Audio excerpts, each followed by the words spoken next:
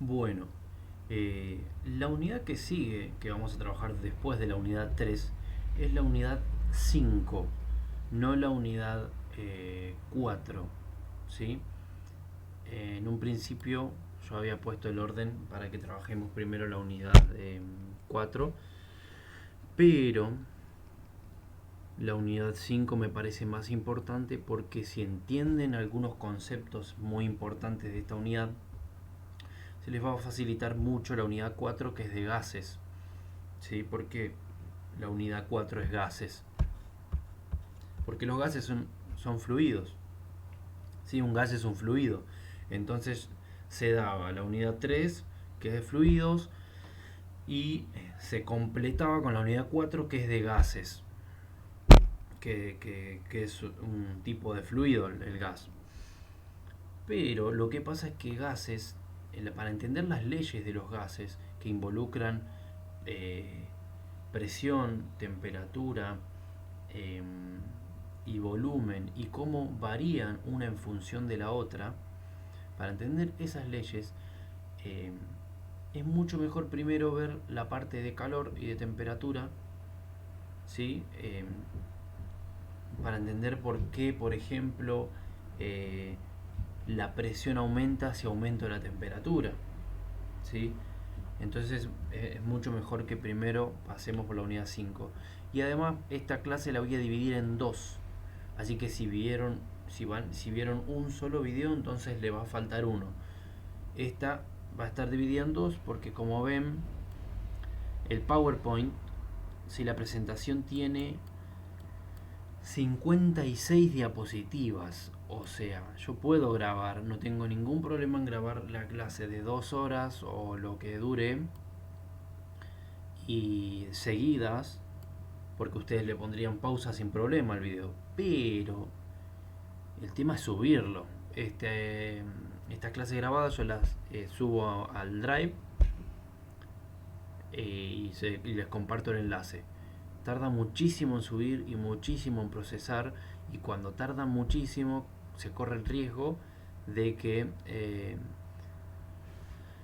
se le corte el internet o baje la señal y no se suba, no se termine de subir. Entonces voy a dividir en dos videos, ¿sí? Bueno, empezamos. Calor y temperatura, unidad 5.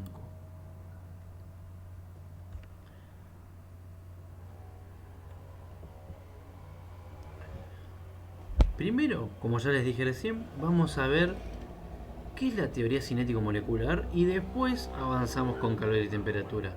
Si yo no entiendo la teoría cinético molecular, no puedo entender por qué aumenta la presión si aumenta la temperatura en un cuerpo, ¿sí?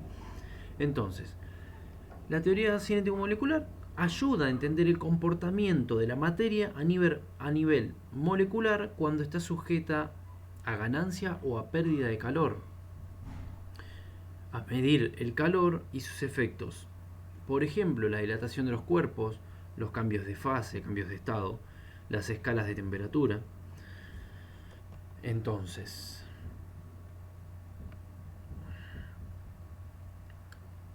a ver si está bien escrito esto.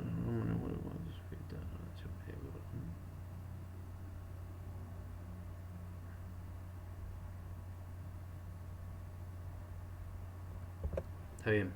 Pensé que estaba mal escrito, pero está bien escrito. Teoría cinético-molecular. ¿Cuáles son sus postulados? ¿Sí? Esto es muy importante. Cada uno de estos postulados los tienen que saber, los tienen que entender. Y lo que tiene esta teoría es que hay que imaginársela. ¿Por qué? Porque yo no puedo ver las moléculas, no puedo ver los átomos y mucho menos puedo ver eh, qué es lo que están haciendo ahora mismo, cómo les afecta un cambio de presión, un cambio de temperatura. Entonces hay que imaginárselo. Sí, siempre es bueno buscar videos extras, imágenes extras de la teoría cinético-molecular para entenderlo bien. Y el postulado 1 dice: la materia está compuesta de moléculas en constante movimiento. ¿Sí? Las moléculas nunca están del todo quietas. Jamás. Nunca. Hasta la de los sólidos.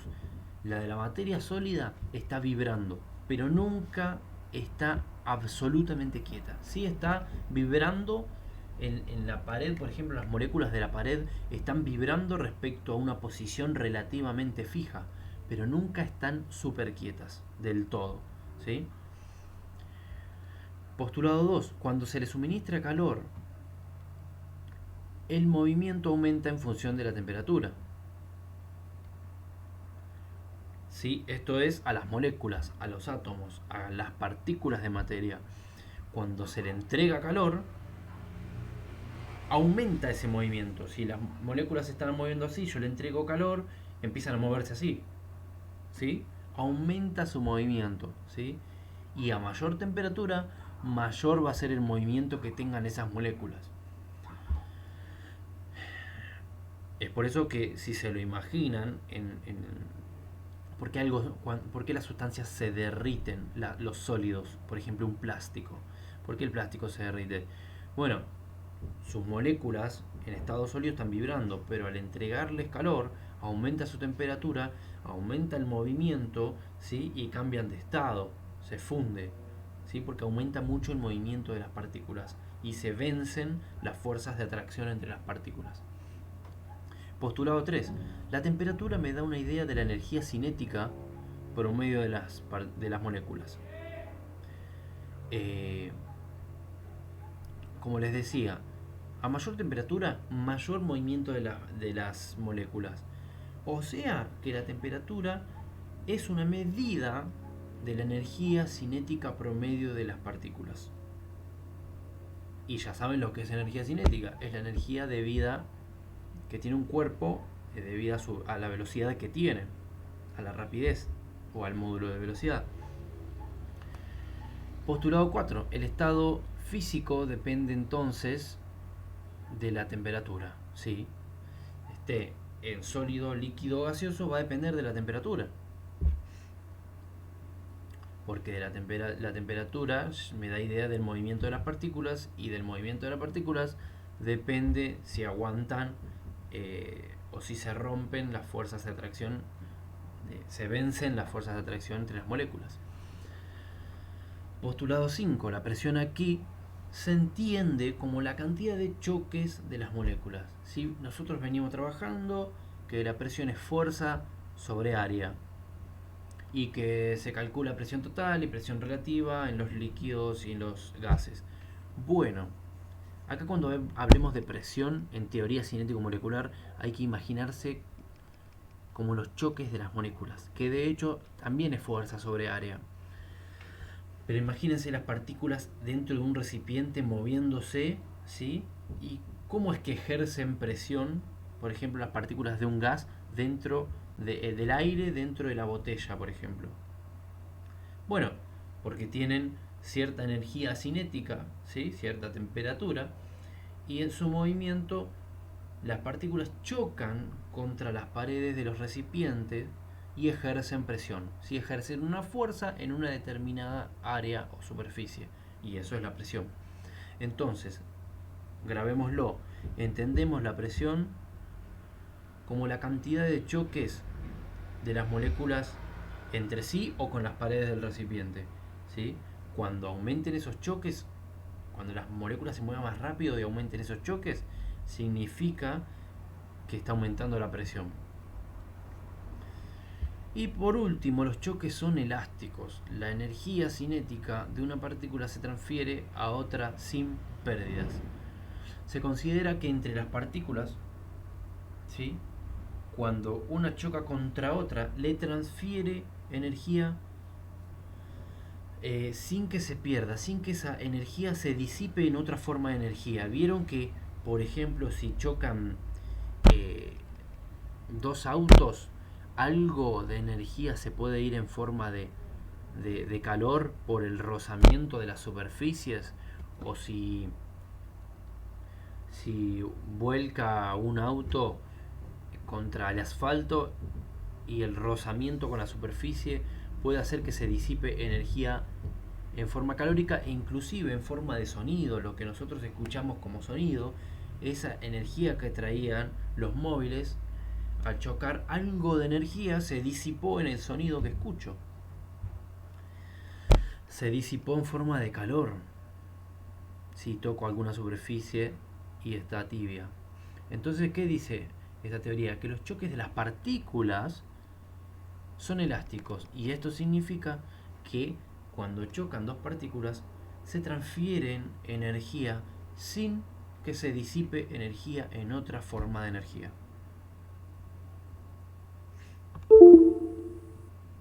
Ese ruido es que se me desconecta cada rato el mouse.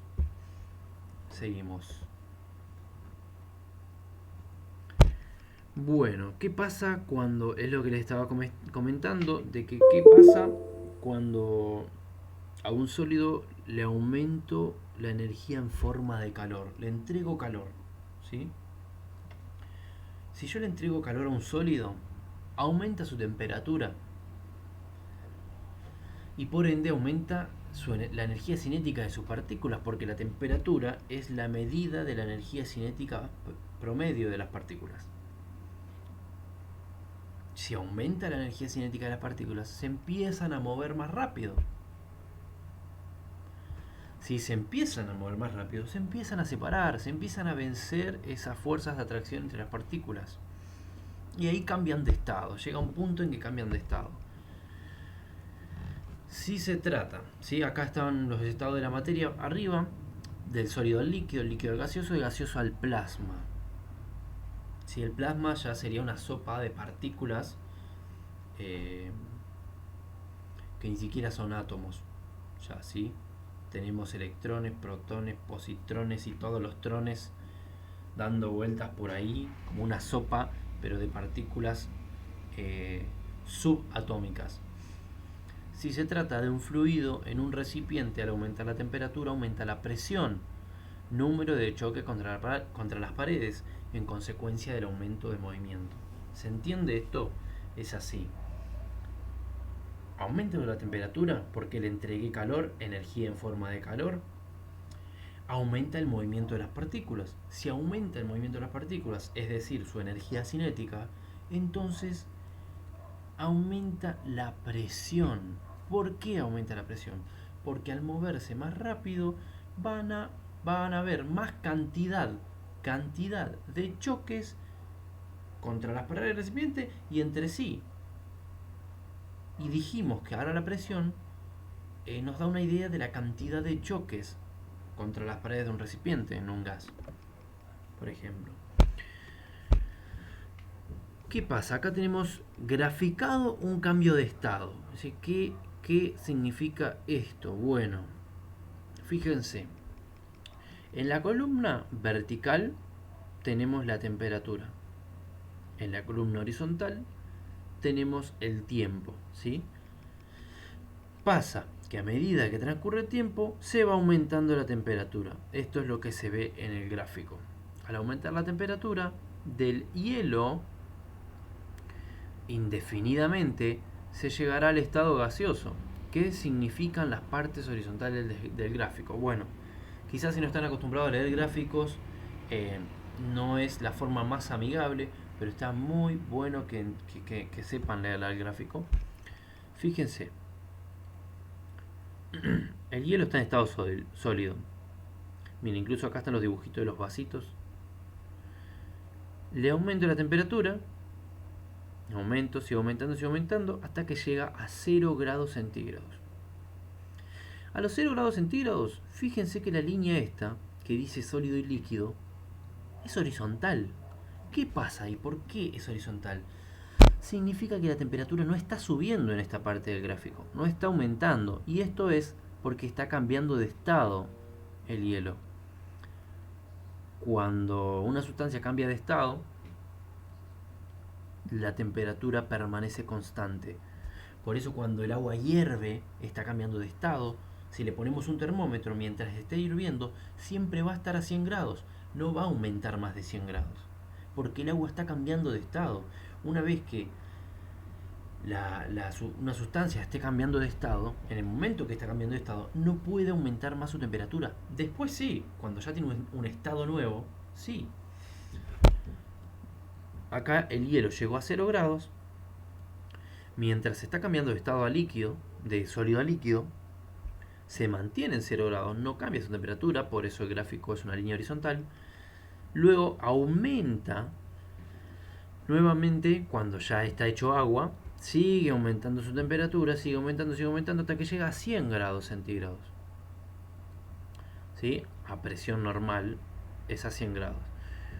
Una vez que llega a 100 grados centígrados, ya no puede aumentar más su temperatura porque empieza a cambiar de estado. Nuevamente, cuando cambia de estado, hay una línea horizontal en la parte de la temperatura porque no aumenta, ¿sí? Permanece constante. ¿Hasta cuándo? Hasta que todo ese agua se hace gas, cambia de estado. ¿Ven que ahora se hizo agua en estado gaseoso? Una vez que esté en estado gaseoso, incluso en vapor, sí puede seguir aumentando. Es decir, el vapor puede levantar más temperatura que 100 grados. Por eso el vapor quema. Sí, el agua también quema, señor, pero el vapor quema es más dañino. Bueno, empezamos con los conceptos. Temperatura. Ya les vine hablando qué es la temperatura. Y lo vuelvo a repetir porque es importantísimo que ustedes sepan qué es la temperatura. Como un señor barra señora barra señorita barra señorito enfermero no podría saber qué es la temperatura. La temperatura nos da una idea de la energía cinética promedio de las partículas de un cuerpo y nos indica cuán caliente o frío está el cuerpo respecto de una norma, no la licenciada norma. Una norma es un patrón de comparación, ¿sí? A ver, los materiales se dilatan o expanden cuando se elevan sus temperaturas y se contraen cuando éstas bajan. Esto no es nada de otro mundo. Lo que pasa es que es difícil imaginárselo en todos los materiales. Pero sí, toda la materia se dilata y toda la materia se expande. ¿Sí? Hay materiales que es más fácil que otros, pero sí todos. Entonces, así, los termómetros miden la temperatura a partir de estas expansiones y contracciones de un líquido. ¿Sí? El mercurio que está dentro del termómetro se dilata cuando aumenta su temperatura y se contrae cuando disminuye la temperatura, como todos los materiales. Eso me permite medir la temperatura agregando una escala de medición. Son 3 las escalas más utilizadas. Me detengo un segundo a comentarles que todos estos temas sí están todos en el libro bien detallados, incluso más detallados. Es 100% recomendable que ustedes estudien estos temas del libro, aparte de la clase, porque tienen, además de que tocan todos estos temas, tienen muchos más ejemplos, ¿sí? Y obviamente que les sirve para estudiar para el examen. Son 3 las escalas más utilizadas. Si bien comúnmente usamos la escala termométrica Celsius, en termodinámica es de utilidad trabajar en la escala absoluta, Kelvin. ¿Sí? Vamos a usar mucho Kelvin, aparte de Celsius. Escala absoluta. Escala Kelvin. No se calibra en función de puntos de congelación ni de ebullición del agua. Fíjense, volvemos acá atrás, fíjense que el 0 en la escala Celsius, el 0, es el punto de fusión del agua. Y el 100 grados Celsius es el punto de ebullición del agua, ¿sí? Pero la escala Kelvin no se calibra de esta forma, ¿sí? No se basa en punto de fusión o ebullición de una sustancia, ¿sí? Sino que se calibra en términos de energía misma. El número 0 se asigna a la mínima temperatura posible en el universo. 0 Kelvin significa 0 temperatura, 0 energía cinética de las partículas. ¿Sí? El cero absoluto se llama. En la cual una sustancia no tiene ninguna energía cinética que ceder. A ver, el cero absoluto, el hecho de que signifique que no haya energía, que sea energía cero en un cuerpo, en una sustancia o en una partícula, implica que no hay números negativos, como sí lo hay en la escala Celsius, que hay 10 grados bajo cero, 17 grados bajo cero. Bueno, en la escala Kelvin no hay. Porque no puede haber un cuerpo que tenga energía negativa. ¿Sí? Entonces, acá hay una equivalencia importante marcada, que es de grados centígrados a Kelvin. ¿Cómo paso de grados centígrados a Kelvin? Digo porque en algún momento lo podemos utilizar. Simplemente tomo ese valor, el valor que me den en grados centígrados, y le sumo 273. Esto quizás sea conocido por muchos de ustedes, pero es bueno recordarlo.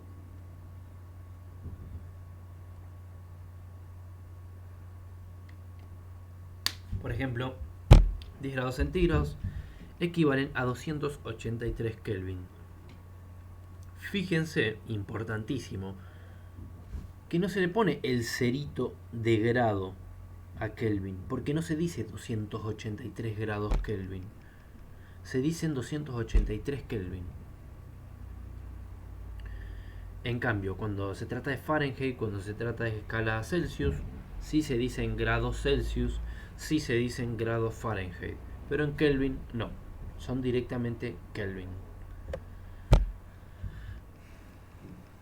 Las mediciones afectan, esto es importante también marcarlo, las mediciones, cualquier medición, y por eso también las de temperatura, afectan al mensurando.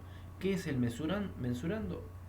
El objeto que yo estoy utilizando, al que yo le quiero medir algo, ya sea la temperatura, la longitud, el volumen, lo que sea que yo quiera medirle a un objeto, el proceso de medición misma ya le está afectando. Y en el caso del termómetro es algo más claro. A consecuencia de esto, la lectura del termómetro es resultado de un equilibrio térmico. Ojo, cuidado con esto.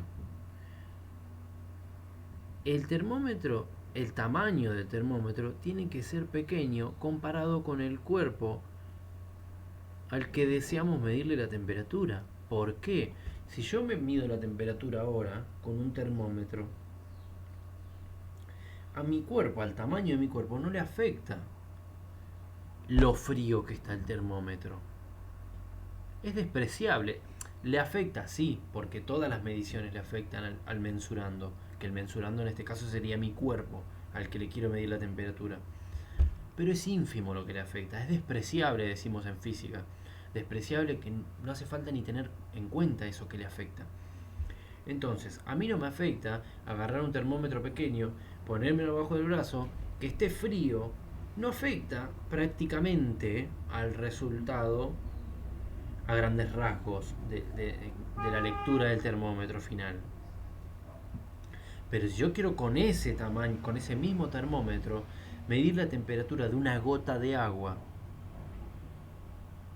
la medición va a ser horrible. ¿Por qué va a ser horrible? Porque el tamaño del termómetro es muy grande para una gota de agua.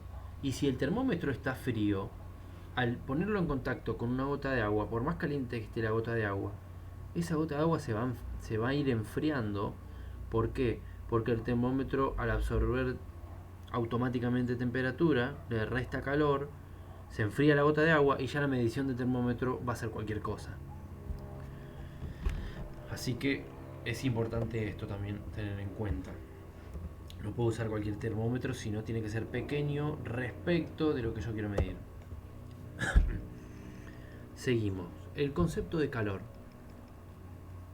que suele confundirse con el de temperatura. Constantemente decimos calor cuando en realidad deberíamos decir temperatura. El calor es energía en tránsito, ¿sí? Y como toda energía en tránsito se va a medir en joule, inclusive, o en calorías, que se puede hacer una equivalencia ahí. Es energía en tránsito de un objeto a otro debido a una diferencia de temperaturas. El calor siempre pasa de un objeto más caliente a uno frío. ¿Sí? Yo tengo dos objetos con diferentes temperaturas, los pongo en contacto y automáticamente van a llegar a un equilibrio térmico entre ambos porque va a haber transferencia de calor. ¿Sí? Cuando la energía pasa de un cuerpo a otro, ¿sí? Ambos cuerpos tienen energía interna. ¿Por qué? Porque tienen temperatura. Entonces, no tienen calor los cuerpos, tienen energía interna, pero al ponernos en contacto, esa energía interna empieza a transferirse y cuando esa energía está transfiriéndose, está en tránsito, se llama calor.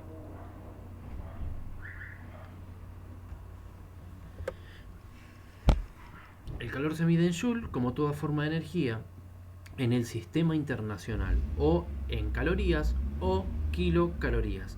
Una caloría equivale a 4,184 Joule. Y una kilocaloría equivale a 4184 Joule. Cuidado, es común decir que un cuerpo tiene calor. Los cuerpos no tienen calor, tienen energía interna. Cuando yo digo tengo calor, está mal en cierta forma, porque lo que tengo es temperatura. El calor es energía en tránsito. Lo que mi cuerpo tiene es energía interna, temperatura. ¿Sí? Energía cinética tienen mis partículas. Concepto de calor específico. Este concepto, si no lo tomo en el parcial y o en el final, pega en el palo. Ayuda a entender muchas cosas este concepto. ¿Qué es el calor específico? Es la inercia térmica de un cuerpo o sustancia.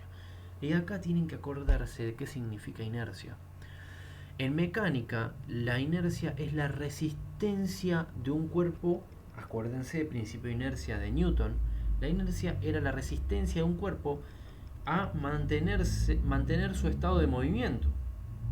O sea, si se venía moviendo el cuerpo, se va a seguir moviendo a menos que una fuerza haga lo contrario, y si estaba quieto, va a permanecer quieto a menos que una fuerza provoque lo contrario. Eso era la inercia, la resistencia de un cuerpo a permanecer en su estado de movimiento. Bueno, ahora lo trasladamos a la parte de calor.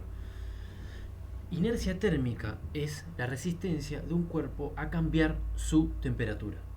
¿Sí? Eso va a ser la inercia térmica. Y eso me lo mide el calor específico.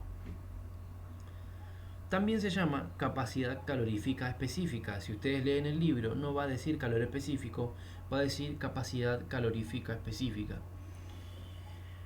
Entonces, a mayor calor específico, mayor inercia térmica, mayor resistencia a cambiar de temperatura. A menor calor específico, menor inercia térmica, menor se va a resistir el cuerpo a cambiar su temperatura. ¿Qué significa esto?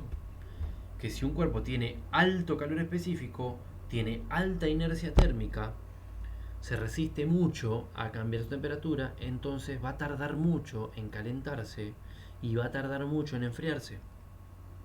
O va a necesitar de más calor. Y cuando un cuerpo tenga muy bajo calor específico, va a tener baja inercia térmica,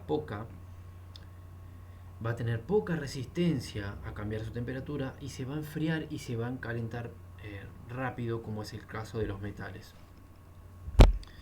A menor calor específico, bueno, más fácil se enfría o calienta una sustancia, es lo que les comentaba recién. Seguimos. Los diversos materiales requieren distintas cantidades de calor para elevar su temperatura. Esto me lo va a indicar el calor específico. Mientras que en una pizza la masa se enfría rápidamente, el queso demora mucho más. Esto significa que el queso entonces demora más en calentarse, se resiste más al cambio de temperatura, tiene mayor inercia térmica, tiene mayor calor específico el queso que la masa. Así como demora más en calentarse, también demora más en enfriarse. En la playa, de día, este ejemplo está muy bueno y creo que lo tomé en un parcial. En la playa de día, la arena se encuentra mucho más caliente que el agua, pero al bajar el sol se enfría rápidamente, mientras que el agua permanece tibia.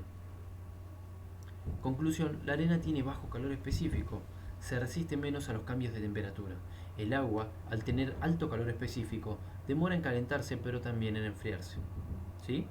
La arena se calienta y se enfría rápido y el agua se calienta y se enfría muy lentamente.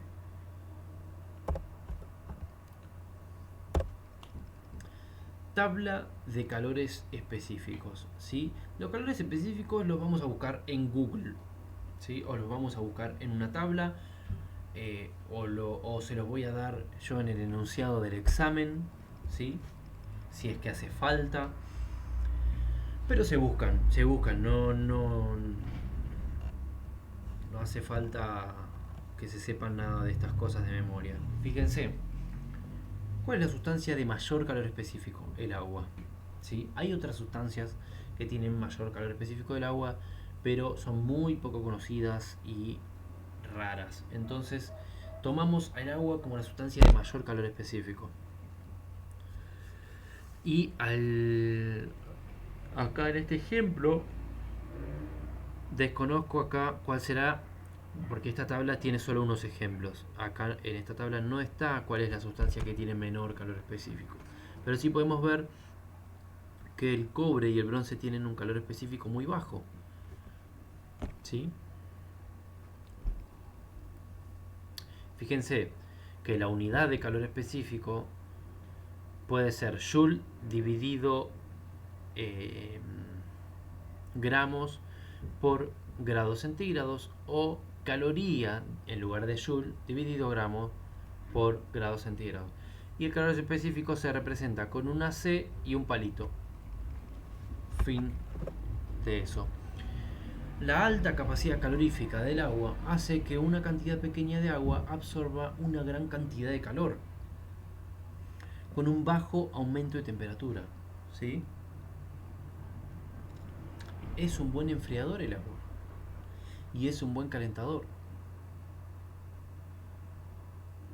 Cuando utilizamos las bolsas estas que figuran en la imagen para dormir, cuando tenemos frío, es un buen calentador el agua, porque tarda mucho en enfriarse, en entregar todo el calor que, toda la energía interna que tiene. Entonces sirve para calentar los pies y las manos y etcétera. Seguimos con dilatación, ¿sí? Que ya habíamos hablado que todas las sustancias se dilatan o expanden cuando se les entrega calor. Cuando aumenta la temperatura de una sustancia, sus moléculas se mueven con más rapidez y se alejan entre sí. ¿Sí? Esta es la explicación conceptual de la dilatación. ¿Por qué los materiales se dilatan o se expanden? ¿Por qué la materia se expande al recibir calor? ¿Por qué? Porque al recibir calor aumenta la temperatura, y como la temperatura es la energía cinética de las partículas, aumentan los movimientos, las velocidades de las partículas, se mueven con más rapidez, entonces se alejan entre sí, aumenta la distancia relativa entre las partículas, y el resultado es una dilatación o expansión de la sustancia. Con pocas excepciones, por lo general, todas las formas de materia se dilatan cuando se calientan y se contraen cuando se enfrían. Y claro, cuando se enfrían, se contraen, ¿por qué? Porque disminuye la temperatura, entonces disminuye la energía cinética de las partículas, lo cual significa que se mueven más lento y ya las fuerzas entre moléculas vuelven a ganar. Le ganan al movimiento y se contrae la materia. También podemos ver la dilatación en gases. Al colocar el Erlenmeyer en la fuente de calor, el gas infla el globo, ¿sí? Acá tenemos un líquido que al ponerlo en la fuente de calor y taparlo con un globo, el líquido entra en ebullición, se transforma, pasa a estado gaseoso. Toma un poquito de agua.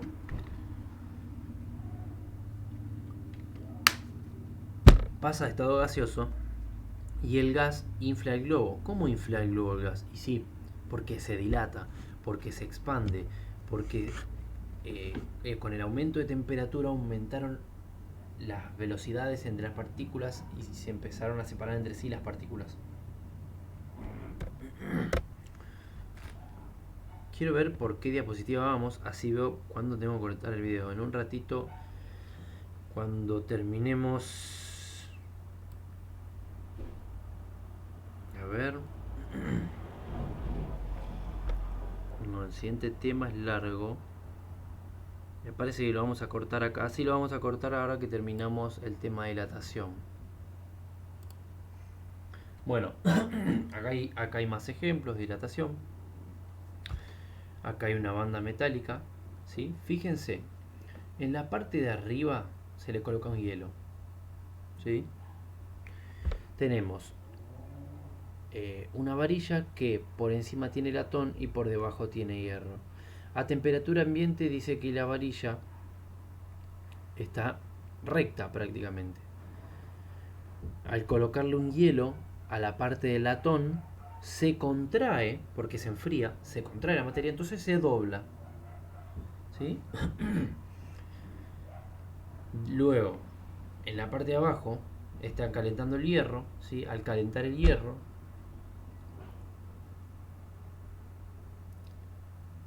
en este caso, se dilata el latón. Aunque no está, así. Banda bimetálica, dice la figura. El latón se dilata más que el hierro al calentarse y se contrae al enfriarse. Debido a este comportamiento, la banda se flexiona como aquí se muestra. Claro, no es que el hierro no se dilate acá con la fuente de calor, sino que el latón se dilata más. Entonces se dobla de esa manera. Perdón. Sumerge una pelota de ping pong aplastada en agua hirviendo y desaparecerá la bolladura. ¿Por qué?